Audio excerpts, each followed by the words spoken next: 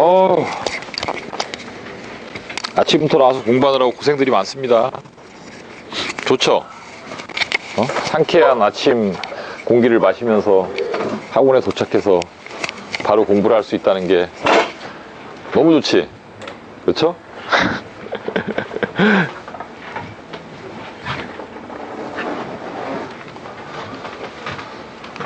자, 오늘은 우리 예비고일 학생들 학생 설명회 이제 두 번째 파트입니다. 지난번 설명회 때 뭔 얘기했지? 입시라는 건 뭐다? 내가 지원할 수 있는 전형을 가능한 한 많이 확보하는 거다. 기억나시죠? 그렇죠? 여러분들은 모든 전형을 다 할 수 있다라는 전제에서 공부를 하는 게 좋다. 그래서 고등학교 3학년 9월 달이 됐을 때 수시 원서를 쓰는데 그때 내가 이제 쓸 수 있는 원서가 너무너무 많아서 그 중에 골라갖고 6개를 어떻게 고를 것인가 이런 걸 고민하는 학생들은 성공한 거예요. 근데 이제 고3 9월이 됐는데 쓸 게 하나도 없어. 낼 데가 없어. 이렇게 돼버리면 아주 피곤한 상황이 생기는 거죠. 그렇죠? 네, 그래서 지금부터 하나씩 하나씩 본인이 지원할 수 있는 전형을 확보하는 게 우리가 하는 일이고요. 자, 두 번째 이제 지난번에 이제 원서를 쓴다라는 게 뭔가 이런 총론을 얘기했다면 오늘부터 이제 강론을 얘기하는데 하나씩 하나씩 전형 요소를 분석해 드리려고 합니다. 전형 요소라는 건 크게 나누면 이제 4가지가 있어요. 이제 내신이라는 게 있고 교과라고 부릅니다. 내신. 그 다음에 두 번째 비교과라는 게 있고, 비교과는 여러분들 고등학교 가면 이제 학교생활 기록부라는 걸 작성하게 되는데 거기에 성적 말고 들어가는 여러 가지 것들이 있잖아요. 여러분들의 진로와 관련된 상담 내용도 있고, 그 다음에 과목별로 세부 능력 및 특기사항이라는 것도 있고, 여러분 고등학교 생활을 총평하는 행특이라 그래서 여러분들의 이제 종합적인 의견, 여러분들의 학교 생활에 관한 종합적인 의견, 그런 것도 다 기록이 되거든요. 그 다음에 무슨 여러 가지 활동들, 그 다음에 무슨 봉사도 있고, 독서도 있고, 동아리도 있고, 여러 가지 기록들이 있겠죠. 그런 기록들을 숫자 외에, 내신으로 기록된 숫자 외에 나머지 모든 것들을 비교과라고 부릅니다. 교과가 아니니까 비교과인 거야. 예. 그리고 이제 세 번째는 수능이라는 전형 요소가 있고요. 네 번째는 대학별고사라는 그런 전형 요소가 있습니다. 그래서 하나씩 하나씩 이제 여러분들 설명을 해드릴 건데, 오늘은 그 전형 요소 중에 이제 첫 번째 시간이 내신이에요. 내신. 자, 그래서 이제 내신에 관한 얘기를 할 건데, 내신이라는 걸 갖다 이제 어떻게 쓰는 거냐. 원서 낼 때 쓰겠죠. 그래서 이제 내신과 관련된 전형이 여기 이제 선생님이 3가지를 써놨는데, 교과 전형이 있고, 추천 전형이 있고, 종합 전형이 있다. 이렇게 해놨는데, 사실 추천 전형은 교과 전형에 포함되는 거예요. 근데 설명의 편의를 위해서 오늘은 이렇게 따로 써놨습니다. 교과 전형이라는 건 뭐냐 하면, 대학에서 여러분들 갖다가 이제 심사할 때 처음에 1단계에서 아무것도 안 보고 내신만 보는 거야. 내신만. 그래서 내신이 예를 들면 높은 학생은 1단계를 통과하는 거고요. 내신 낮은 학생은 1단계 떨어지겠죠. 그러니까 원서를 낼 때 어느 대학의 교과 전형에 합격 가능할까 아니면 불가능할까를 고려해서 원서를 내겠죠. 그렇죠? 그러니까 이게 교과 전형이라는 건 내신만 보는 전형이기 때문에 내신 아예 처음부터 생각을 할 수가 없는 거죠. 그리고 어떤 대학은 물론 이제 최상위권 대학은 그런 대학이 없지만 한 중상위권, 중위권 이렇게 내려가게 되면 아무것도 안 보고 정말 내신만 보고 뽑은 데도 있어요. 그러니까 교과 전형을 갖다 확보한다라는 거는 본인이 내신을 갖다가 잘 관리해서 이 정도 내신이면 어느 대학은 무조건 합격한다. 그런 게 있으면 이제 포함을 들 수 있는 거야. 6장의 원서를 쓸 때 무조건 합격하는 거를 갖다가 한 2개 정도 넣어놓고 나머지 4개 선택할 수 있는 거죠. 아시겠죠? 뭔 얘기인지? 교과 전형은 보통은 1단계 내신만 보고 2단계 면접을 봐요. 그 다음에 이제 수능 최저 기준이 있는 대학도 있고 없는 대학도 있고. 알겠죠? 그런 걸 이제 교과 전형이라고 하는 거고요. 교과 전형 중에 이제 추천 전형이라는 게 있는데, 추천 전형은 뭐냐 하면 학교별로, 고등학교별로 그 학교에서 몇 프로를 추천해라 라고 대학교에서 정해주는 거야. 이게 대표적인 게 이제 서울대 지역균형이라는 전형인데, 서울대 지역균형은 학교별로 2명을 추천하게 돼 있습니다. 전국에 있는 고등학교가 한 1,500개쯤이라고 가정을 하면 서울대의 한 고등학교에도 2명씩 추천하니까 3,000명 정도가 추천을 받겠죠? 그렇죠? 추천을 받는 애들 중에서 심사를 해서 그 아이들 중에 몇 명을 선발하는 거예요. 그래서 이제 서울대 지역균형은 그 추천받은 애들만 해도 경쟁률이 보통 한 평균 경쟁률이 4대1 정도 됩니다. 4대1 정도. 그러니까 굉장히 좀 낮은 경쟁률이에요. 수시에서는. 수시 경쟁률은 10대1, 20대1 이런 게 흔하거든요. 예, 뭐 경쟁률이 높은 전형은 30대1, 40대1 이런 전형도 많아요. 그러니까 4대1이라는 거는 굉장히 낮은 경쟁률이에요. 아시겠죠? 뭔 얘기인지. 그리고 그 외의 대학은 이렇게 명수를 지정하는 게 아니라 학교 전체 정원의 몇 프로 이내에서 추천해라 라고 해요. 그 뭐 예를 들면 뭐 고대 같은 경우에는 4% 이내에서 추천을 해라. 그러면 한 학교 정원이 뭐 200명이다. 그럼 4% 이내면 한 학교에서 8명까지는 추천할 수 있다 이런 뜻이죠. 굉장히 많은 것 같지만 실제로 추천을 받았어요. 학교에서. 추천을 받은 다음에 학교를 그 대학을 딱 가면 그 1단계에서 추천받은 애들 중에 내신을 또 봐요. 그러니까 내신이 낮으면 추천을 받아봤자 떨어지는 거야. 다른 학교 애들이랑 경쟁을 해야 되니까. 이해가지? 뭔 얘기인지. 그래서 그 추천을 할 때는 무조건 뭐 한 고등학교당 우리 고등학교 8명 추천권이 있으니까 8명 다 추천한다? 그렇게 안 돼요. 어떤 학교는 막 3명만 하기도 하고 4명만 하기도 하고. 그리고 그 추천을 받는 학생의 입장에서도 추천을 받았다고 무조건 원서를 내는 게 아니야. 내가 뭐 예를 들어 연대 그 학교장 추천 전형에 추천권을 받아서 그 대학에 원서를 넣었다?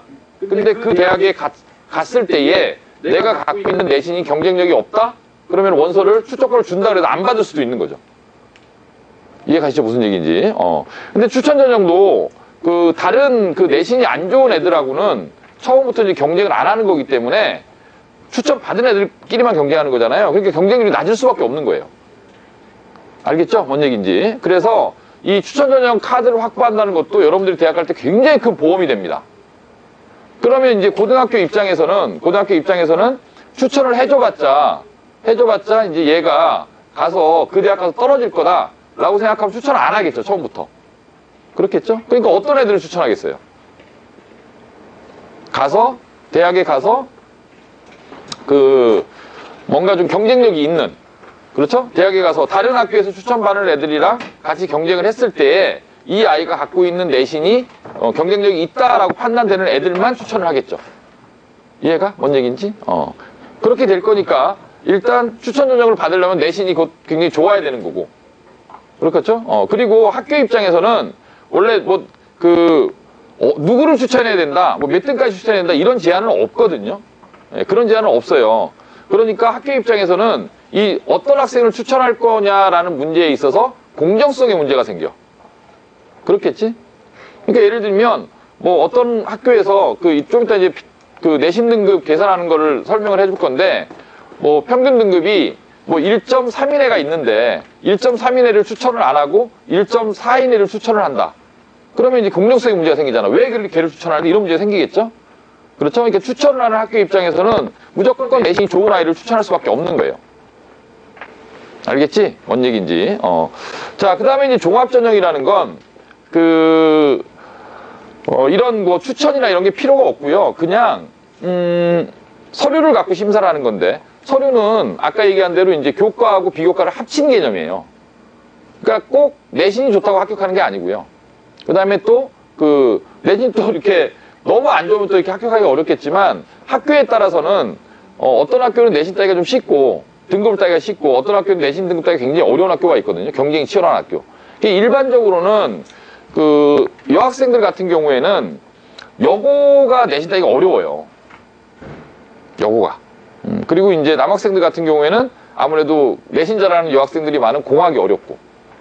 그래서 이제 고등학교 선택할 때도 종합전형이든 교과든 내신이라는 전형 요소를 갖고 있는 전형을 생각하면 가능하면 이 수 포인트를 가장 낮은 포인트를 받을 수 있는 그런 고등학교 선택하는 게 좋거든. 그래서 선생님이 보통 이제 여학생들은 공학 써라, 남학생들은 남고 써라 이렇게 얘기하는 게 그런 거예요. 옆에 있는 학생들 보시면 여학생들은 남자애들이 필요합니다. 그리고 남학생들은 여자애들이 없는 데를 가는 게 좋고. 알겠죠? 그래서 종합전형이라는 거는 이런 내신과 교과와 비교과를 다 섞어서 정말 종합적으로 평가하는 건데, 일단 내신이 안 좋으면, 특히 일반고 같은 경우에는 내신이 안 좋으면 전국에 내신 좋은 아이들이 1500개 고등학교에서 1점대들이 막 지원을 하는데, 굳이 1점대 애들을 떨어뜨려 가면서 2점대, 3점대 애들을 선발할 이유가 대학교에서는 별로 없거든요. 그러니까 종합전형에서도 내신은 굉장히 중요한 전형 요소예요. 다만 그 교과나 추천은 이제 내신의 그 비중이 좀 거의 절대적이라고 한다면 이 종합전형에서는 그거보다 상대적으로 내신의 비중이 작다. 아시겠죠? 뭔 얘기인지. 그래서 비교과를 잘하면 내신에서의 한 0점 몇 점 정도의 불리함을 극복할 수 있다. 그렇지만 여전히 종합전형에서도 내신은 굉장히 중요하다. 알겠죠? 이런 전형 굉장히 명수가 많습니다. 교과, 추천, 종합 이런 전형에 뽑는 명수를 다 합치면 굉장히 명수가 많기 때문에 우리 이제 그 일반고를 지원하는 학생들의 입장에서는 이런 전형은 놓칠 수가 없는 전형인 거예요. 반드시 수시원서를 쓸 때 그 6장 중에 적어도 서너 장 이상은 이 학생부 전형으로 쓸 수 있도록 내신을 확보하는 게 굉장히 중요합니다. 됐죠? 이런 카드들이 있다라는 거고요. 그 다음에 두 번째는 그 내신을 그 산출하는 이제 방법인데, 내신이라는 거는 여러분들이 이제 대부분 다 알고 있겠지만 9등급제로 되어 있어요. 자, 9등급제로 되어 있다는 얘기는 전체 학생 수가 과목별 9등급제인데, 예를 들면 이런 거죠. 이제 국어라는 과목이 있는데, 국어를 갖다가 그 시험을 보는 중간고사, 기말고사를 보는 학생이 예를 들면 한 250명이다. 그럼 여기다가 이제 4%를 곱해요. 4%를 곱하면 몇 명이야? 10명이죠. 그쵸? 그 다음에 이제 그 11%를 곱해요. 11%를 곱하면 몇 명이에요? 25, 25니까 27.5명이죠? 그렇죠? 27.5명. 그 다음에 이제 그 23%를 곱합니다. 그럼 23%를 곱하면 몇 명이니? 25 곱하기 23. 355, 326, 326, 355, 75. 그 다음에 50. 응? 맞나요? 왜 계산이 안 되냐? 그럼 57.5명이죠? 그렇죠?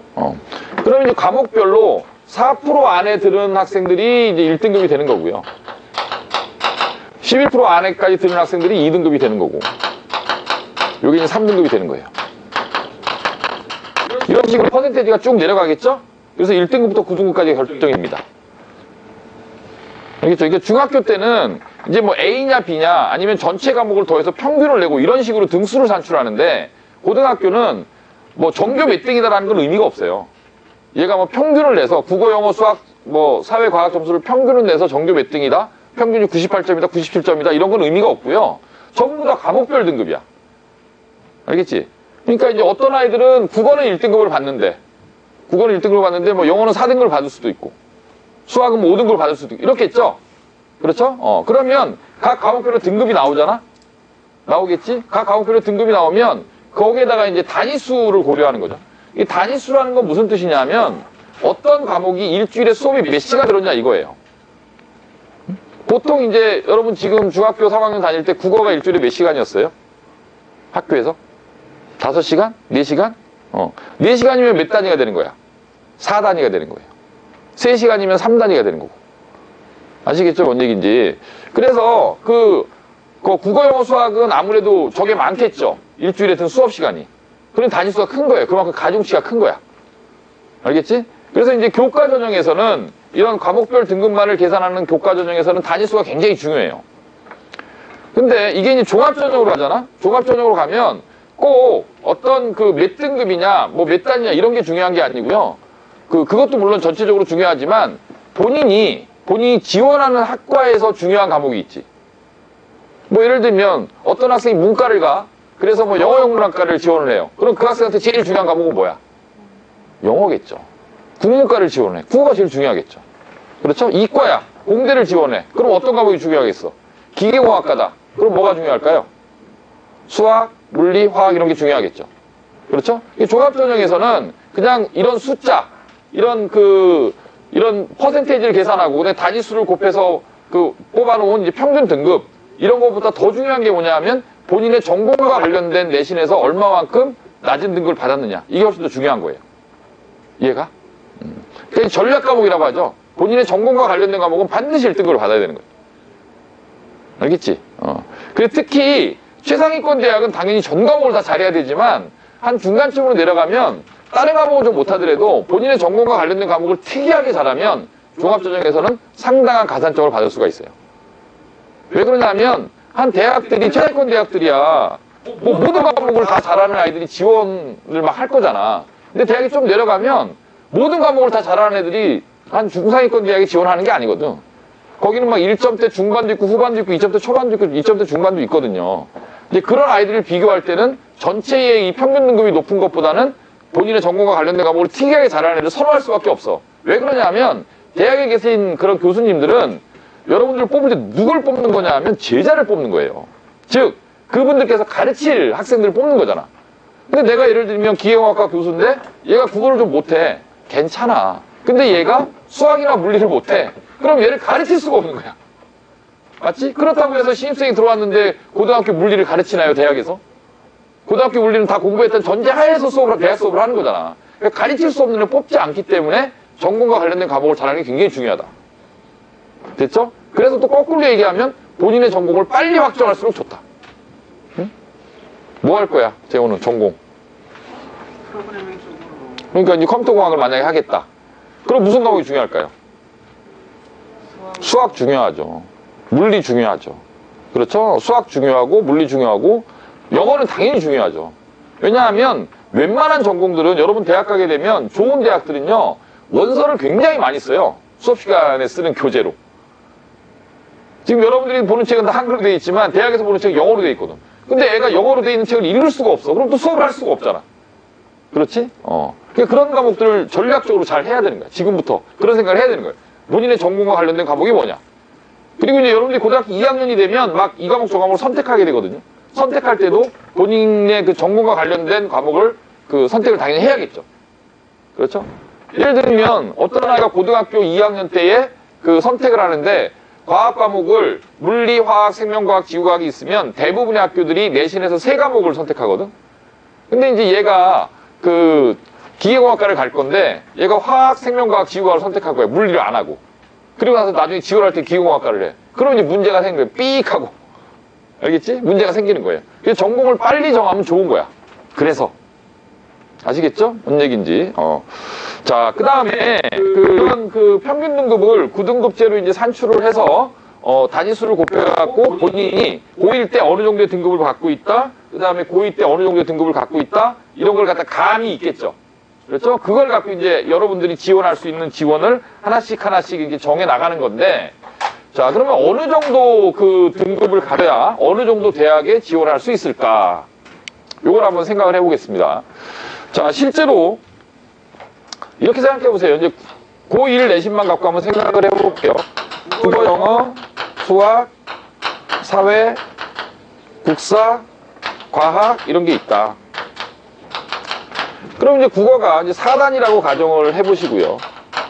얘도 4, 얘는 3, 3이라고 가정을 해봅시다. 근데 이제 국어가 뭐 예를 들면 2등급을 맞았어요. 그 다음에 영어는 1등급을 맞았고 수학도 1등급을 맞았어요. 근데 사회는 이제 2등급을 맞았고 국사도 2등급을 맞았고 과학은 1등급을 맞습니다. 그럼 곱하면 이제 8이죠. 얘는 4고 얘는 4고 얘는 6이고 얘는 6이고 얘는 3이에요. 다 더하면 얼마야? 4, 6, 4, 6, 20이니까 20에다가 11을 더하면 31이죠. 그 전체 단위수가 요걸 다 더한 게 얼마죠? 3, 3, 4니까 10이고요. 이거는 21이네요. 전체 단위수가 21이죠. 그럼 이제 나누는 거예요, 이렇게. 31을 21로 나누면 10이죠? 그러면 4 얼마네요? 4를 곱하면 4, 2, 8, 84네요? 그럼 160이니까 2, 7, 2, 8, 7점 얼마겠네요? 그럼 대략 이하의 평균 등급은 뭐인 거야? 1.47 등급이 되는 거예요. 고1 때의 평균 등급이. 알겠죠? 그럼 1.47이라는 등급은 어느 정도 의미냐 하면 고1 때는 1.47 정도 되는 애들이 굉장히 많아요. 고1 때는. 그래서 이 정도면은 한 전교에서 한 10등? 그러니까 1.5 안쪽에 있는 애들이 한 10명 정도 나와요. 더 많은 학교도 있고. 뭔 말인지 아시겠죠? 이게 굉장히 많은 거야. 그러니까 1.47이면 아직 몰라 어떻게 될지. 그렇죠? 근데 이제 고2가 되면 이제 이게 점점 떨어지겠죠. 왜냐하면 고등학교 1학년 때도 잘하고, 고2 때도 잘하고, 고3 때도. 이렇게 쭉 잘하는 애들은 상대적으로 적겠지. 고1 때 좀 못하다가 고2 때 잘하는 애들도 있을 것이고, 고1 때 잘하다가 고2 때 떨어지는 애들도 있겠고. 막 그러잖아요. 그럼 고2 정도 되면 1.47 정도 되는 애들이 줄겠죠, 명수가. 평균을 내면 될수록 점점 줄겠죠. 그래갖고 마지막 고3까지 하면 1.47이다, 1.5 안쪽에 든다라는 거는 그 학교에서 거의 5등 안쪽에 있는 거예요. 굉장히 좋은 내신입니다. 굉장히 좋은 내신. 그럼 이제 1.47이라는 내신을 갖고 원서를 낼 수 있는 대학은 어딜까? 일단 서울대의 이제 지역 규정 추천을 2명 한다 그랬지. 거기에 추천을 받을 가능성은 상당히 적습니다. 연대고대는 추천을 받을 수 있어요. 근데 연대고대는 1.47 정도의 그 내신을 갖고 추천을 받았을 때 좋은 과는 합격 확률이 굉장히 낮아요. 거꾸로 이제 서울대 일반 전형이라는 전형이 있거든요. 그런 전형은 비교과 상황에 따라서 1.47 정도면은 1단계 통과 가능성이 굉장히 높아요. 그러니까 전형마다 다 달라. 뭔 말인지 알겠지? 그래서 자, 만약에 서울대를 가고 싶다. 서울대를 지균으로 가고 싶다. 그러니까 서울대 수시가 2가지가 있거든. 서울대 이제 지균이라는 전형이 있고, 수시가, 그다음에 일반이라는 전형인데, 서울대 지역균형이라는 전형은 1.47이면 합격 확률이 많이 떨어지고요. 물론 완전히 불합격하는 건 아니야. 서울대 지균은 추천권을 받았다는 전제에 다른 것들도 보기 때문에 교과만 갖고 하는 전형은 아니거든. 그러나 다른 학교 아이들이, 일반고 아이들이 1.1대, 1.0대 애들도 있어요. 1.00도 있어, 가끔. 전과목 1등급인 거야. 고등학교 3년 내내. 그럼 1.00이잖아. 그렇지. 그런 애들도 있어. 1.05도 있고요. 뭐 1.12도 있고, 1.3도 있고, 이런 애들이 많아. 그런데 얘가 1.47 갖고 서울대 왔다? 추천권을 받았다? 그럼 대학 입장에서는 이 1.0대 1점 애들을 떨어뜨리고 1.47 애들을 붙여야 되는 뭔가 이유가 있어야 되잖아. 그럼 이 아이가 내신 이외에 다른 비교과가 굉장히 좋다면 뽑을 수도 있겠지. 그러나 상대적으로 얘는 일단 1.0대 내신을 갖고 있다는 거는 이 아이가 약간 비인간적인 아이인 거죠. 퍼펙트한 애인 거야, 얘는. 그러니까 요번에 우리 학원에서 올해 이제 서울대를 3명 갔거든요. 서울대를 3명 갔는데 1명은 지역균형으로 갔고 2명은 일반 전형으로 갔어요. 그럼 이제 지역균형으로 붙은 서울대 생명과학과를 간 아이의 내신은 1.12입니다. 1.12. 근데 그 아이가 여고였거든요. 그럼 대학에서 그것도 봐요. 얘가 좀 내신이 따기 어려운 학교에서 내신을 이렇게 받아온 건지, 좀 이렇게 내신을 따기 그나마 좀 유리한 학교에서 받았는 건지, 이걸 보거든요. 근데 이제 이 아이가 여고에서 1.12를 받았다는 거는 왜 여고는 1.12를 받기가 어려운지 좀 이따 설명할게요. 1.12를 받았다는 거는 일반적인 공학에 있는 1.0대에 버금가는 내신인 거야. 그러니까 내신으로 절대 밀리지 않는 거지. 상대적으로. 이해가? 뭔 얘기인지? 자, 그래서 이 1.5 안쪽으로 있으면 지역균형은 좀 어렵고요. 연고대 추천 전형은 사실 쉽지 않아요. 다른 전형으로 가야 돼. 여기만 해도. 그러면 이걸 갖다 쭉 내리면은 어느 정도까지 가느냐? 뭐 예를 들면 자, 문과하고 이과하고 좀 다른데, 문과하고 이과, 문과는 내신으로 가려면 정말 내신이 좋아야 되고요. 이과는 좀 여유가 있어요. 이과는. 그 이유는 뭐냐 하면 수험생 숫자가 지원하는 수험생의 숫자가 이과 학생보다 문과 학생이 더 많아요. 근데 대학에서 학생을 뽑는 정원은 이과가 더 많아. 알겠지? 뭔 얘기인지. 그러니까 이과는 상대적으로 조금 내신이 떨어져도 더 좋은 대학을 넣을 수가 있고, 문과는 정말 내신이 안 좋으면 좋은 대학을 낼 수가 없고. 그래서 문과는 1.5 정도의 내신이면 물론 서울대 일반 전형도 붙을 수도 있어요. 연대도 낼 수 있고 고대도 낼 수 있고, 그 다음에 이제 문과는 서울대, 연대, 고대 다음에 뭐야? 서강대, 성균관대, 한양대, 이대, 중대 이런 대학들이 있거든. 그런 대학까지 문과는 전부 다 1.5 안쪽이야 라고 생각하면 돼. 다 비슷비슷해. 그래서 이제 뭐 1.7, 1.8, 1.9 이렇게 넘어가면 내신으로 낼 수 있는 대학들이 점점 밑으로 떨어지는 거죠. 뭐 경희대, 그 다음에 뭐 건국대, 동국대, 홍익대 이렇게 문과는 막 내려가요. 이과는 한 1.7, 1.8, 1.9까지 가더라도 사실 서울대도 갈 수 있어요. 수학과학을 잘하면. 그러니까 그 과에서 이제 전공에서 필요한 과목들을 특별히 잘하면 내신 1점대 중반까지 가더라도. 그래서 어쨌든 여러분들은 고등학교를 딱 갔는데 1점대 내신을 확보했다라는 건 소위 말하는 서울권 대학, 서울에 있는 중상위권 이상의 대학은 거의 합격했다라고 봐도 돼요. 특별한 문제가 없으면. 그러니까 이제 고등학교 가서 이제 1점대 내신을 확보하는 게 목표인 거야. 1점대 내신을 일단 확보하는 게 목표인 거고요. 그 다음에 이제 서울 좀 넓게 보면, 좀 넓게, 한 중위권 대학까지 보면, 뭐, 건국대, 동국대, 홍익대, 숭실대 막 이렇게 있잖아요. 네, 그런 대학까지 보면, 문과는 여전히 1점대여야 합니다. 여전히. 이과는 그런데 2점대 초반까지도 가능. 뭔 말인지 아시겠죠? 그래서 무너질 수 없는, 우리가 이제 자존심상 절대 무너져서는 안 되는 내신 가이드는 문과는 2점대 후반, 이과는 2점대 초중반. 여기까지만 있으면 일단 서울권 대학은 간다. 아시겠죠? 그리고 그 안쪽에는 뭐, 그 대학마다 여러 가지 전형이 있기 때문에 똑같은 1점대라고 하더라도 1점대 급초반의 아이들은 교과나 추천 쪽으로 많이 갈 거고. 그렇죠? 그 다음에 1점대 중반이나 1점대 후반 아이들은 종합 쪽으로 많이 갈 거고. 이렇게 가겠죠. 아니면 두 가지를 섞거나. 이런 식으로 지원을 하게 되는 거예요. 그래서 내신은 만약에 3점대가 넘어간다. 그러면 고민을 해야 돼. 내가 이제 고등학교 갔는데, 이렇게 방학 때 고생을 하고 했는데도 내가 당연히 뭐 1점대, 2점대 내신을 받겠지라고 생각했는데 실제로 시험을 봐보니까 3점대가 넘어갔어. 3.5? 그럼 그때 고민을 해. 무슨 고민을 해야 되냐면, 야, 이거 내신을 계속 해야 되나 말아야 되나. 내신을 안 한다고 대학 못 가는 건 아니거든요. 왜냐면 다른 전형이 또 있으니까. 수능 준비를 해도 되고, 논술 준비를 해도 되고. 아시겠죠? 뭔 얘기인지. 그러나 그 지난 설명회 때 얘기했던 것처럼 대학을 간다라는 것은 지원 가능한 전형을 많이 확보하는 게 중요하기 때문에 일단 내신을 확보하면 아까 얘기했던 그런 전형에서 내가 원서낼 수 있는 카드를 확보하는 거잖아요. 보험을 들어놓고 시작하는 거잖아. 그렇지? 그러니까 그런 내신 확보하는 게 굉장히 중요합니다. 알겠죠? 그래서 우리의 목표는 일단 고등학교 들어가서 초반이든 중반이든 1점대 내신을 확보하고 출발하자. 응? 여러분들 다 할 수 있습니다. 지금부터 하면. 다 할 수 있어요. 그렇게 어렵지 않아요. 그거 하려고 이 고생하고 있는 거잖아요. 토요일 아침에도 일찍 나와서 공부하고. 그렇죠? 자, 그 다음에 그 내신 과목에 대해서 이제 하나씩 좀 볼게요. 자, 이런 의문이 들죠. 중학교 때는 두 가지 형태의 그런 그 내신 패턴이 등장하는데, 하나는 전부 다 골고루 잘하는 애들이고요.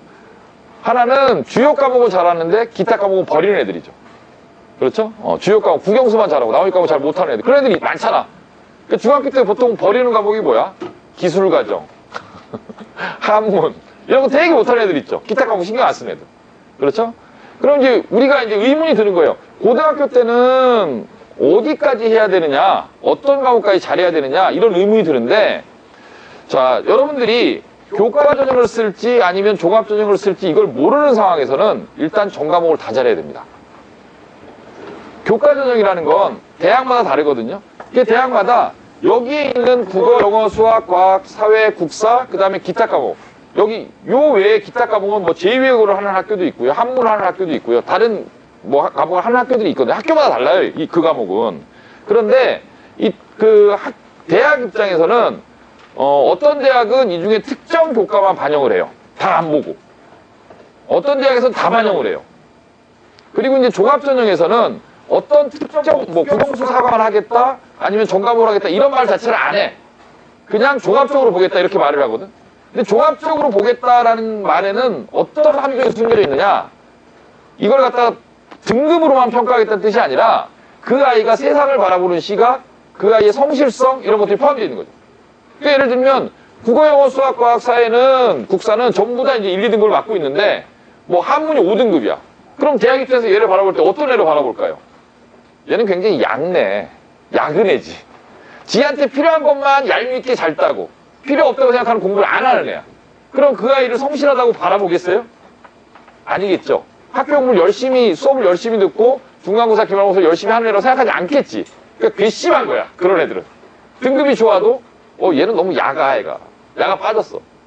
유불리를 따져, 지한테. 그런 애들보다는 그냥 학생으로서 가져야 될 기본적인 태도, 어떤 과목이든지 수업을 열심히 듣고 학교에서 하는 활동을 열심히 하는구나라고 그런 인상을 주는 게 훨씬 더 중요하겠죠. 이해가? 그래서 그 중학교 때 이제 주요 과목, 기타 과목의 구별은 사실 학생 공부 전형에서 그런 건 없다고 생각하는 게 맞아요. 그러니까 다 골고루 잘하는 게 맞아.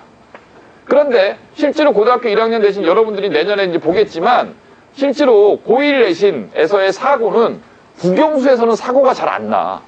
사고가 안 난다라는 건 여러분들이 공부를 한 만큼 등급이 나온다는 얘기야. 여러분들이 이번 겨울에 국어 공부도 영어 공부도 수학 공부도 열심히 해놓으면 안정적으로 1등급, 2등급이 나와요. 근데 이상한 과목에서 문제가 생겨. 예를 들면 어떤 과목일까? 갑자기 사회가 3등급이 나오고요. 과학이 막 4등급이 나오고 막 이런 일이 생겨요. 그래서 국영수보다 고1 내신은 오히려 사회국사 과학에서 이런 등급이, 평균 등급이 갈리는, 등수가 갈리는 경우가 훨씬 더 많습니다. 그런 경우가. 그리고 또 여러분들이 이제 국사 같은 과목도 지금 생각에는 중학교 때 국사는 사실 그렇게 어려운 과목이 아니에요. 시험 때 바짝 외우면 나오는 과목이잖아. 어찌 생각하면. 근데 이제 고등학교 국사는 시험 범위가 굉장히 많아요. 여러분 생각해봐. 고등학교 국사교과서 안 봤지? 보통 이제 출판사마다 다르지만 보통 한 500페이지쯤 돼요. 교과서 페이지가. 이렇게 두꺼워, 국사교과서가. 그러면 그 1학년 때 중간, 기말, 4번의 시험을 보잖아. 그럼 500페이지다. 그러면 한 번 시험 올 때마다 시험 범위 몇 페이지인 거야? 100페이지가 넘는 거죠. 근데 그게 이제 그런 일반적인 과목이라 국사예요, 국사. 국사는 외울 게 많잖아. 그럼 120페이지, 130페이지에 있는 내용을 시험 기간에 잠깐 3주, 4주 동안 그걸 다 외울 수 있겠어요? 절대 안 되는 거야. 그러니까 3월 달에 들어가자마자 바로 해야 돼. 국사 공부도. 알겠죠?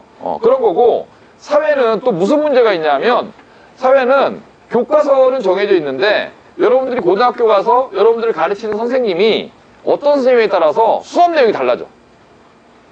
그래서 이제 교과서로 수업하는 선생님들도 계시지만, 선생님들이 그냥 자체적으로 부교재라 프린트를 만들어 수업하는 선생님도 굉장히 많거든.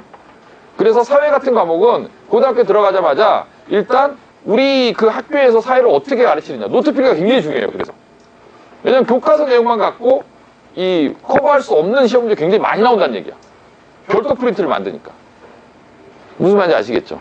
그러니까 뭐 약간 그런 얘기지만 이런 거예요. 사회라는 교과가, 사회 교과가 여러분 대학 전공에서는 뭐가 있죠? 사회 말고? 사회 안에? 그 대학에서 이제 사회과학대라는 데가 있거든요. 경제학과도 사회과학대고요. 사회학과도 사회과학대고요. 정치학과, 외교학과도 사회과학대고요. 지리학과도 사회과학대고요.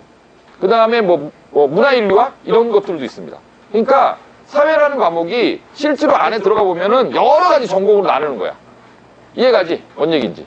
그러니까 특정 여러분들 가르치는 사회들이 어떤 분야에 관심 있느냐에 따라서 어떤 경제학 분야는 굉장히 자세히 가르칠 수도 있고, 뭐 정치학 분야는 대충 좀 양을 줄여서 가르칠 수도 있고 이런 거잖아요. 그러니까 고등학교 들어가서 그 선생님들이 어떤 분야에 중심을 두고 어떤 프린트와 어떤 부교재를 갖고 수업하느냐를 일단 파악하는 게 굉장히 중요해. 그래야 사고가 안 나. 그래서 사회 공부를 지금부터 하는 거는 약간 무리인 거야. 그래서 고등학교 들어가서 해야 되는 거야. 들어가서. 국사도 마찬가지예요. 국사도 교과서 양이 너무 많기 때문에 프린트를 갖고 수업하는 선생님들이 굉장히 많고요. 부교재를 갖고 하는 선생님도 굉장히 많고. 그리고 고등학교 들어가자마자 3월 달부터 오히려 국영수는 쭉 하던 대로 하고요. 사회나 국사 같은 거는 3월 달부터 바싹 긴장하고 우리 선생님이 어떻게 수업을 하는지, 우리 학교에서 어떻게 나올지를 갖다 미리 예측하는 게 굉장히 중요해. 아직 어떤 거 갈지 모르잖아. 그러니까 지금부터 공부하는 게 약간 무리가 있다. 됐죠? 자, 과학은 이제 어떤 특징이 있냐면, 학교마다 그 프린트를 주는 학교도 있고, 그냥 교과서로 수업하는 학교도 있고, 아니면 뭐 EBS 교재를 갖고 수업하는 학교도 있고, 막 다양하거든요. 그런데 대부분의 문제가 쉬워요, 과학 문제는. 대부분의 문제가 쉬운데, 한 4개에서 5개 문제를 굉장히 어렵게 해. 그리고 이제 선생님들이 이렇게 얘기하시는 거죠. 야, 우리 과학시험은 그냥 프린트에서 다 낼게. 그럼 또 애들은, 학생들의 입장에서는 자기한테 유리하게 해석해. 선생님이 프린트에서만 낸다 그래. 그래서 막 과학 선생님이 여러분한테 어려운 거 가르치잖아? 그럼 여러분들은, 우리는 이런 거 안 나와요. 프린트에서만 낸다 그랬어요. 야, 근데 전부 다 그 프린트에서 아주 단순한 기로 맞출 수 있는 문제만 내면 왜 누구는 1등급을 받고 누구는 2등급을 받고 누구는 3등급을 받겠니? 뭔가 차이가 있을 거 아니야. 그렇지? 킬러 문제라 그러죠. 그래서 1, 2, 3등급을 구별할 수 있는 정말 어려운 문제를 몇 문제를 낸다고. 근데 그걸 맞추기 위해서 여러분들이 지금부터 준비를 하는 거예요. 아시겠죠? 뭔 얘기인지? 그래서 과학 공부는 어려운 문제를 몇 개를 맞추느냐 못 맞추느냐에 따라서 등급이 결정나기 때문에 절대 그런 그 학교에서 이렇게 얘기하는 좀 쉽게 내겠단 말이야 이런 걸 믿으면 안 된다. 정말 어려운 문제가 나온다. 아시겠죠? 지금 여러분들 과학 현재 배우고 있는 그 1단원에서도 굉장히 어려운 문제를 많이 낼 수 있어요. 어렵죠, 내용이. 그죠? 지금 배울 내용도 어려운 내용이 많기 때문에 그 부분 굉장히 자세하게 공부해 놓으시고, 나중에 또 그 3월 달부터는 잠깐 과학 수업 쉬었다가 그 중간고사 기간 가까워지면 다시 하거든요, 수업을. 그때 그 틀릴 만한 문제를 중심으로, 어려운 문제를 중심으로 공부를 하셔갖고, 사회국사 과학 같은 이런 그 어찌 보면 약간 단위수가 작지만, 이게 아까 얘기했잖아요. 보통 이제 4단위 4단이야. 근데 얘네는 3단이야. 그 단위수가 중요한 거기 때문에 어떤 특정 과목은 공부를 많이 하고, 이런 기타 과목 공부를 덜 하고, 이런 건 정말 바보 같은 거예요. 사고는 뒤에서 납니다. 뒤에서. 항상. 아시겠죠? 그러나 지금부터는 사회국사는 공부할 필요는 없고, 일단은 과학은 지금 하고 있으니까 열심히 해놓는 게 좋을 것 같다라는 얘기고요. 그 다음에 과목과 과목 간의 가중치, 이런 걸 물론 전공 관련해서 어떤 과목이 특히 중요하다는 건 있지만, 종합전형에서는 안 중요한 과목은 하나도 없다. 알겠지? 다 골고루 잘해야 됩니다. 다 골고루. 단위수가 중요하다라는 거고요. 그 다음에 이제 고1 내신하고 이제 고2, 고3 내신의 차이인데, 자, 지금 여러분들이 고등학교 가서 배우게 되는 교육과정은 구성이 어떻게 돼 있냐 하면, 고등학교 1학년부는 이제 국민 공통교과라 그래서 문과를 가는 학생과 이과를 가는 학생이 다 똑같은 걸 배워요. 여러분들은 문이과 계열 통합됐다 이런 말을 많이 들었지. 그렇죠? 근데 사실은 계열이 통합됐다라는 말은 사실 옳은 말이 아니고요. 여러분들이 고2 때, 고3 때 본인이 이제 공부할 과목을 선택할 수 있거든요. 근데 이과를 가는 학생들이 뭐 사회문화, 뭐 생활과 윤리, 뭐 정치와 법 이런 걸 선택하겠어요? 이과를 가는 학생들은 대부분 과학을 선택하겠죠. 아까 얘기했던 물리든 화학이든 생명 이런 걸 선택하겠죠. 근데 문과 가는 애들이 굳이 그 본인의 나중에 그 대학 가서의 전공과 상관없는 과학 과목을 많이 선택하지 않을 거잖아요. 당연히 그러겠죠. 그러니까 문과 가는 아이들은 아무래도 사회교과를 중심으로 선택을 많이 할 거고, 이과를 가는 아이들은 과학 과목을 중심으로 선택을 많이 하겠죠. 그러니까 문과, 이과의 구별은 여전히 있는 거예요. 알겠지? 그러면 대학의 입장에서 생각을 해봅시다. 대학의 입장에서. 그 고등학교 1학년 내신은 문과 아이들하고 이과 아이들하고 다 똑같은 과목을 배울 거고요. 고등학교 2학년, 고등학교 3학년 때에는 본인의 전공과 관련된 과학 과목이나 수학 과목을 이과 애들 많이 선택을 하겠죠. 그럼 대학이 그 여러분들 내신을 바라볼 때는 고1 내신 잘하는 애를 더 우수하다고 평가할까요? 고2, 고3 내신 잘하는 애를 더 우수하다고 평가할까요? 당연히 고2, 고3이죠. 왜? 그 대학에서 공부할 전공과 관련 있는 과목을 많이 공부했잖아. 그 과목 점수가 좋은 애를 좋아할 거 아니야. 이해가? 뭔 얘기인지? 그러니까 여러분들은 고1 내신을 준비하면서 그냥 내년, 지금 공부하는 것도 똑같아요. 내년에 있는 그 1학년 중간고사, 기말고사만 준비한다고 되는 게 아니라 고2, 고3 내신을 훨씬 더 머릿속에 비중치를 크게 두고 준비를 해야 되는 거야. 알겠지? 그러니까 고1 때 조금 못하더라도 고2, 고3 때 잘하는 게 훨씬 더 좋은 거예요.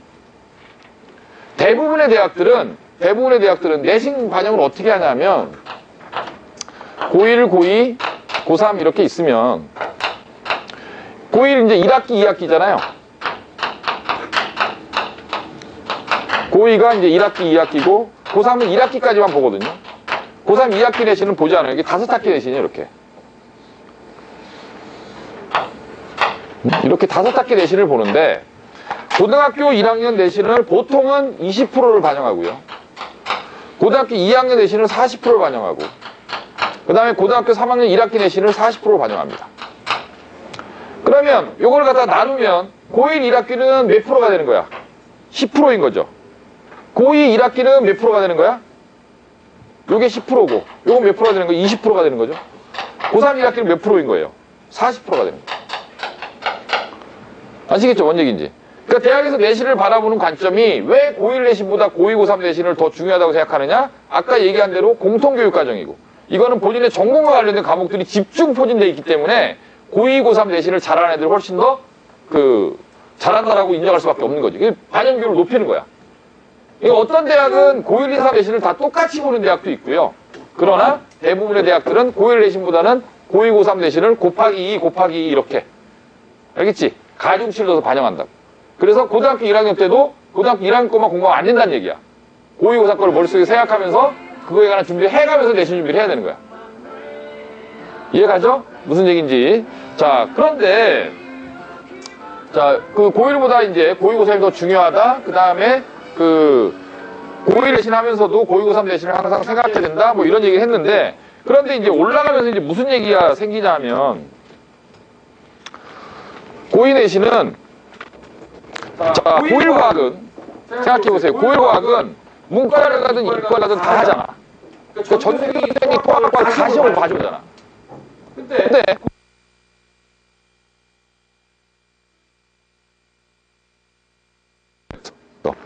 세 과목 선택한다 그랬지. 그러면 예를 들면 고1 때 통합과학을 선택하는 학생이 시험을 보는 학생이 전교생이에요. 200명이야. 그런데 이제 고2가 딱 됐네. 고2가 됐는데 이제 여기서 문과 가는 아이들하고, 이거 문자입니다. 이과 가는 아이들하고는 아니죠. 그럼 문과 가는 애들이 100명이다. 이과 가는 애들도 100명이다. 그러면 이 100명의 아이들 중에서 물화생 선택이 있을 거고, 물화지 선택이 있을 거고, 물생지 선택이 있을 거고, 화생지 선택이 있을 거 아니야. 네 가지 조합으로 나눠지겠지. 그렇죠? 그럼 또 이제 여기 이 100명 중에서 또 4분의 1은 날라가죠. 선택을 안 하니까. 그럼 몇 명 남는 거예요? 계산하면 75명이 남는 거예요. 그러면 1등급을, 과학 1등급을 받는데 통합과학 1등급은 곱하기 4%니까 몇 명이 나는 거야? 8명이 나오는 거지. 그렇죠? 근데 75명으로 줄었죠, 이제. 그럼 몇 명이 나오는 거야? 4% 곱해봐. 4, 7, 28, 4, 3명이에요, 3명. 그러니까 1등급을 받는 학생이 1학년 과학은 8명인데 2학년 때 과학은 3명인 거야. 그러니까 8명이라 그러면 좀 8명에서 10명 정도 1등급이라 그러면은 조금 마음이 좀 편안해지죠.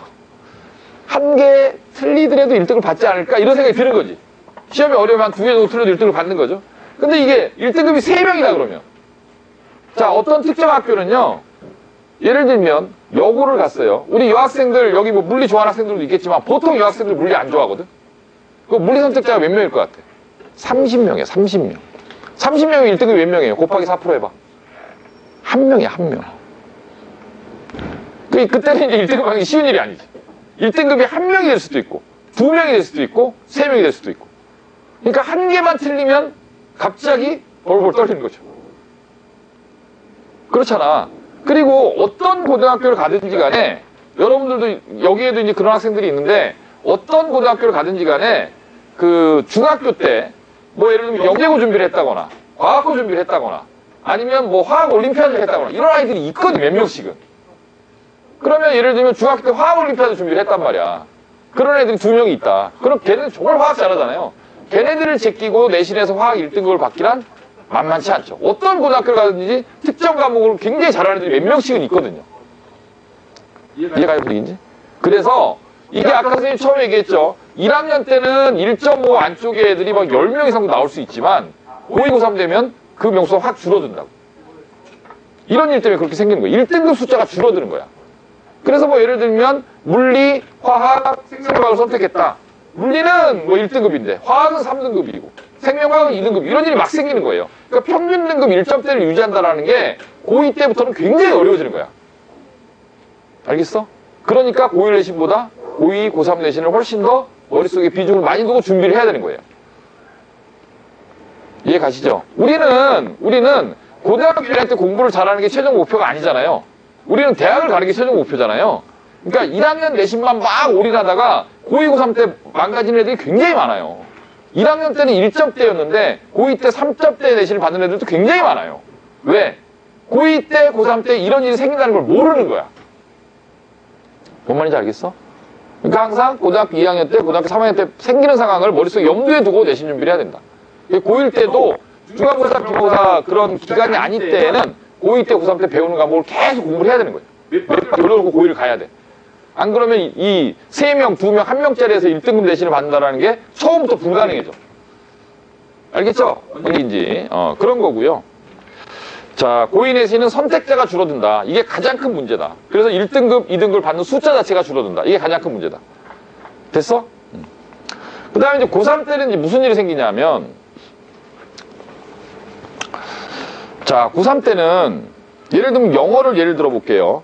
고등학교 1학년, 고등학교 2학년 때에 그 영어 중간고사, 영어 기말고사 시험 범위는 대략 어느 정도냐면 교과서가 2가 아니면 3가. 여러분 중학교 때 교과서 중간고사 볼 때 몇 가 보니 보통?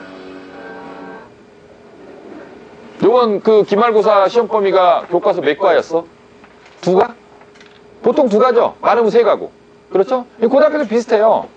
고등학교 올라가면 고등학교 1학년, 고등학교 2학년 때 영어 시험 범위는 교과서 2과 아니면 3과야. 플러스 모의고사 지문이 보통은 있어요. 아니면 부교재가 있거나. 이 모의고사 지문을 한 20개? 적으면 10개? 이 정도야. 그럼 모의고사 정도 지문 20개하고 교과서 2과 정도의 분량은 사실 그렇게 많은 분량이 아니잖아요. 모의고사 지문 짧잖아. 한 문제 한 문제. 그거 한 20지문 정도 되는 거야. 그 다음에 이제 그 교과서 2과 정도 되는 거고. 그러니까 고1, 고2는 뭔가 특정 기간 동안에 그 중간고사, 기말고사를 열심히 하면 다 맞을 수 있는 거죠. 근데 고3이 되면 무슨 일이 생기냐면, 고3이 되면 무슨 일이 생기냐면, 그 대부분의 학교가 고등학교 1학년 학교 수업을 EBS 교재를 합니다.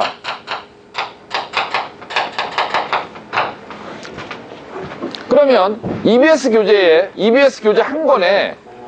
한 권에 지문이 보통 몇 개가 있냐면 300개 이상의 지문이 있어요. 책 한 권에 300개 이상의 지문이 있는데 아까 3학년 그 내신은 1학기 거만 본다 그랬지. 그럼 300개 지문 갖고 중간고사, 기말고사를 나누면 시험 범위 몇 개씩이야? 150개씩이에요. 지문이 150개야, 150개. 150개도 작아. 200개 넘는 학교도 많아. 그러면 이 시험 범위 갑자기 늘어난다는 거죠. 자, 여러분 생각해 보세요. 고등학교 1학년 때 여러분 중간고사 시험 범위가 어디야? 고1 중간고사 수학. 어딜까지일까요? 처음에 다항식의 연산부터 곱셈공식부터 시작해서 대략 뭐 한 2차 함수 정도? 2차 방정식, 2차 함수? 요 정도까지거든요. 그 다음에 이제 기말고사가 요 뒤에 있는 뭐 부등식 파트하고 도형 파트. 보통 이렇게 구성이 돼. 근데 고등학교 3학년이 되잖아? 그럼 시험 범위가 뭐냐? 수학이 보통 2개예요. 뭐 예를 들면 뭐 미적분하고 이과 가는 학생들은 뭐 미적분하고 뭐 무슨 그 기하 이렇게 될 수도 있고, 아니 미적분하고 확통 이렇게 될 수도 있고. 이게 문과 가는 학생들은 그 수원 수투를 다시 한번 하거든요. 고등학교 3학년 때. 그럼 시험 범위가 어디 되냐면 중간고사 범위 수원 시험 범위 어딜까요? 고3 때. 수원 전범위입니다. 수원이 뭐죠? 지수로고 사학함수 수열이지. 전범위가 시험 범위야. 중간고사 시험 범위가 전범위예요, 그냥. 그러면 범위가 이렇게 늘어나게 되면 시험 기간에 자, 중간고사 준비하자 해갖고 중간고사 준비를 4주 동안 하는 게 의미가 있을까요? 의미가 없어지는 거예요. 이해 가시죠? 뭔 얘기인지. 그러니까 평상시에 고등학교 2학년 때까지 그 고등학교 교육과정에 관한 전체 공부가 돼 있지 않으면 고3 1학기는 내신 대비 자체가 불가능해. 영어도 생각해봐. 이게 만약에 모의고사 지문이 20개야. 그럼 20개는 우리가 한 3주 4주 동안 열심히 하면 20개의 지문을 본문 한 개를 다 할 수 있는 양이에요. 그런데 그 고등학교 3학년 1학기 때 시험 범위가 그 지문 개수가 200개야. 그 200개 니네 본문 한 개 할 수 있겠어? 못해요. 못하겠죠? 그러니까 고등학교 3학년 1학기 내신이라는 건 원래 영어를 잘하면 잘 보는 거고, 영어를 못하면 시험 기간에만 한다고 점수가 나오질 않아요. 아시겠죠? 뭔 얘기인지. 범위가 너무 많단 말이야. 교과서 한 권이 범위야, 그냥. 그러니까 3학년 1학기 내신은 범위가 너무너무 늘어나고, 그러면 문제를 내는 선생님들 입장에서도 여러분 고등학교 1학년, 고등학교 2학년 내신은 좀 디테일한 걸 물어볼 수 있겠죠. 문법 문제도 되고 막 이렇게 낼 수 있을 거 아니야. 근데 고3 문제는 그렇게 못 내. 범위가 너무 많기 때문에. 그래서 시험 문제를 어떻게 내요? 수능형으로 돼요. 수능형. 수능 문제처럼 내버리는 거야. 문제를 내용 중심으로 얘를 갖다 평가하는데 이런 디테일한 뭐 투부정사의 용법이 맞네 틀리네 관계대명사냐 관계부사 이런 걸 물어보는 게 아니라고. 그냥 수능형으로 물어봐. 통째로. 수능 어법석처럼 물어보고. 아시겠죠? 뭔 얘기인지. 즉 결론. 고3 내신은 시험 기간에만 공부하는 걸로는 절대 높은 등급을 받을 수가 없다. 평상시에 준비가 되어 있지 않으면 고3 내신은 절대로 등급이 나오지 않는다. 이해가시죠? 그러니까 1, 2학년 내신과 고3 내신은 완전히 내용이 다르다. 됐어요? 그래서 이제 수능 공부처럼 하는 거죠. 평상시에. 그러니까 여러분들이 고등학교 그 과정이 어려운 게 고1 내신을 하면서도 고2, 고3 내신을 머릿속에 염두에 두고 그 준비를 같이 해야 되고, 그냥 3학년 내신은 그냥 일반적으로 고1, 고2 때 배웠던 시험 봤던 그런 형태가 아니라 완전히 수능형으로 나오기 때문에 그 평상시에 수능 모의고사 공부처럼 그 국어 영어사 공부도 해놔야 되는 거고. 알겠죠? 학년마다 내신이 점점 다르다. 선택자 수도 다르다. 등급 숫자도 다르다. 가면 갈수록 등급이 떨어질 확률이 훨씬 더 높다. 아시겠어요? 이런 내신의 특징을 알고 준비를 해야 된다. 됐죠? 자, 그래서 그럼 이제 앞으로 우리가 이제 그 내신을 공부하기 위해서 어떤 전략을 갖고 해야 되느냐? 일단 아까 얘기한 대로 그 내신이라는 거는 시험 기간, 중학교 때처럼 시험 기간에만 해서는 절대 그 점수가 안 나와요. 지금 여러분들이 이미 다 하고 있잖아, 고등학교 거를. 그래서 이제 고등학교 선행은, 고등학교 때 배우는 선행하는 필수다. 특히 이제 국어나 영어나 수학이나 과학 같은 거는 필수적으로 해놔야 됩니다. 고1 때도 고2 거 선행해놔야 되고요. 고2 때도 고생 거 선행해놔야 돼요. 시험 기간에 나서 공부한다는 생각은 완전히 착각이야. 알겠지? 이건 필수입니다, 필수. 지금 공부를 안 하고 있는 중3 애들은, 여러분들처럼 공부를 안 하고 있는 중3 애들은 중학교 때 막 97점대, 98점대 학교 점수를 받는 애들이 있죠? 그런 애들 고등학교 가서 3등급, 4등급 받는 경우 허다해요. 그래서 선생님이 이제 상담할 때 그런 얘기를 많이 하거든. 중학교 내신과 대입 성공과의 상관관계가 그렇게 높지 않다고. 중학교 때는 단기 집중으로 97점대, 98점대 받는 게 가능해. 근데 고등학교 때는 절대 그런 일이 생기지 않아. 양이 너무 많아, 공부해야 될 게. 미리 공부하는 게 필수고요. 두 번째는 내신이라는 시험은 학교마다 그 다음에 선생님마다 그 똑같은 교과서라고 하더라도 가르치는 내용 자체가 굉장히 많이 다를 수 있기 때문에 수업 시간에 집중하는 게 정말 중요해. 아시겠죠? 수업 시간에 집중, 수업을 잘 들어야 됩니다. 그래서 학교 수업을. 그래서 학교 수업을, 이것도 좀 웃긴 얘기인데 학교 수업을 들으면서 뭘 배우겠다는 생각을 하시면 안 돼요. 공부를 다 해놓고요. 공부를 해놓고 다 들어가서 학교에서 이제 선생님이 수업하는 걸 들으면서 뭐가 포인트인지 적는 거야. 선생님이 뭘 강조하시는지 적는 거야. 가서 배우는 게 아니라. 공부를 다 해놓고 들어가서. 그래서 영어도 여러분 4월달 되면 선생님이 그걸 시킬 건데 학교에서 예를 들면 일과를 배우고 있잖아? 처음에 일과 배울 거잖아? 여러분 일과를 공부 다 해놓고 그 수업을 들어야 되는 거야. 학교에서 2과를 배우고 있잖아? 여러분들 3과를 공부하고 있어야 되는 거야. 그러니까 적어도 교과서 본문 정도는 공부를 다 하고 들어가야 되는 거야. 그러면 선생님이 수업하는 거에서 적어야 되는 거야, 그때는. 메모를 하고 정리를 하는 그런 시간을 써야 되는 거야. 처음으로 배우면 안 돼. 알겠지? 그러면 등급 안 나와. 절대 등급이 나올 수가 없어요. 미리 교과서든 뭐든 작품, 국어는 작품이겠죠? 그런 걸 갖다 미리 공부해놓고 수업 시간에 들어가는 겁니다. 그래서 선생님이 수업하는 걸 집중해서 들으면서 아, 뭐를 강조하시는구나. 어디가 포인트구나. 뭘 내겠구나. 이런 걸 예측하면서 노트 정리하고. 아시겠죠? 그렇게 해야 된다. 그 다음은 이제 뭐냐 하면 이 자료의 수집이라고 돼 있는데 이건 무슨 뜻이냐 하면 여러분들 그 같은 학교에 이제 많이 가게 될 거거든요. 선생님이 여러분들 고등학교 이제 어디 쓸까 상담하면서 어디 써라 다 얘기해 줬잖아요. 그러면 같은 학교를 다니고 있는 친구들끼리 연합전선을 구축해야 돼요. 그리고 여러분들이 고등학교 배정을 받으면 여러분 우리 학원에 있는 선배들이 있죠. 뭐 예를 들면 성모고등학교 배정을 받은 남학생들이 있다. 그럼 선생님이 지금 현재 고등학교 2학년, 3학년에 있는 성모고등학교 선배들을 만나게 해줄 거야. 그래서 이제 선배들이 이제 여러분들 인사를 하는 거예요. 형들이니까. 그리고 여학생들도 마찬가지. 뭐 오빠들, 언니들을 이제 만나게 되겠죠. 그래서 그 언니들한테 물어보는 거예요. 자, 고등학교 딱 들어가야 되면 왜 연합전선을 구축해야 되느냐? 자, 생각해봐. 여러분 영어가 한 반에 몇 교시라고요? 4교시. 아까 4단이라 그랬잖아. 그러면 고등학교 뭐 10반이다. 그럼 영어 선생님 몇 분일까요? 최소 2분입니다. 맞겠죠? 선생님 혼자서 10반에 4교시면 40교시를 다 하실 수 없잖아. 선생님 최소 2분이야. 어떨 때 3분이고. 그러면 영어라는 과목이 똑같은 지문을 갖고 가르친다고 수업 내용이 똑같나요? 아니잖아요. 완전히 다른 내용을 가르칠 수 있잖아요. 영어라는 과목이. 그러니까 여기 1, 2, 3, 4반에서 수업한 내용하고 그 7, 8, 90반에서 수업한 내용하고 내용이 다를 수 있는 거죠. 그러니까 어떻게 해야 돼? 모아야지. 그렇죠? 그러니까 사회 선생님도 국사 선생님도 그 2분 이상일 수 있는 거죠. 그렇죠? 그러니까 이제 그 프린트를 똑같이 준다고 해도 내용이 달라질 수 있기 때문에 그거를 상호 크로스 체크를 해야 돼. 다 모아야 되는 거야, 자료를. 그러니까 우리 반에서 수업하지 않은 내용 다 모아야 되는 거야. 어떤 선생님이 문제를 내실지 모르니까. 이해가? 그 자료를, 그 내신은 공부를 해서 뭘 하는 게 아니에요. 이미 공부는 다 해놓은 상태에서 학교 가서는 이런 거 하는 거야, 이런 거. 자료 모으고, 예측하고, 뭐가 보이든지 체크하고. 아시겠죠? 가서 뭘 공부해서 뭐 하겠다는 생각을 절대로 하면 안 돼. 미리 다 해놓고 들어가고, 이런 내용을 하는 거야. 아시겠죠? 그리고 자료 수집이 굉장히 중요하다. 그래서 그 학생들끼리, 그 다른 반에 속해 있는 학생들끼리 연합전선을 구축하는 게 중요하다. 됐어?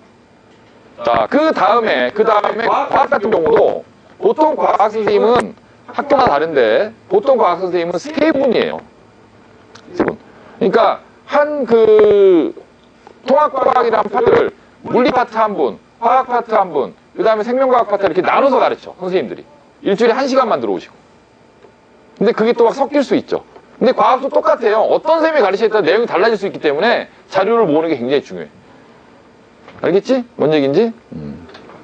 자, 그 다음에 마지막으로 아까 얘기했던 것처럼 결국 과학의 예를 들었는데 결국 킬러 문제를 맞추느냐 못 맞추느냐 이게 중요하기 때문에 그 어려운 문제를 굉장히 많이 풀어보는 게 중요합니다.